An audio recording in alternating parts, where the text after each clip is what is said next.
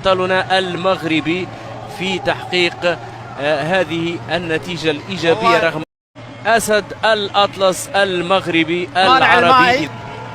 المانع المائي إذن يواصل بمفرده سفيان البقالي. لا صعب ربما تحتيم أي رقم، لكن البقالي في المقدمة. يبقى سفيان البقالي. نعم. وفي لنفسه ولتقاليده طبعا يبقى الأسد الأطلسي. نعم، أسد الأطلس المغربي العربي إذن يتوج بسباق 3000 متر ستيبل تشيس رجال، وهو طبعا يواصل إنجازاته في الدوري الماسي وتحضيرا طبعا لبقية المسابقات العالمية. إذن 8 دقائق 3 ثواني و16 جزء بالمئة.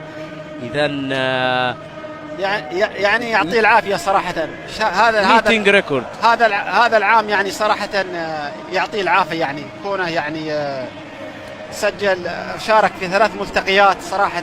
ملتقى الدوحة 3 مستوية، في ملتقى الرباط، في ملتقى أيضا السويد، يعني صراحة يعطيه العافية. والآن في ملتقى بولندا. نعم. والآن يحطم يعني صراحة أصبح الآن يعني السلاح ذو، يعني كان ودنا أنه يكون معاه رابط قوي على أساس يحطم الرقم العالمي، ولكن لم يتم ذلك، ولذلك أصبح الآن هو يعني ب8 دقائق و3 ثواني فاصل 16 من الثانية. نعم، بذل مجهود في 1500 متر الأخيرة. نعم. ويتوج البقالي بهذا السباق وميتنج ريكورد كابتن.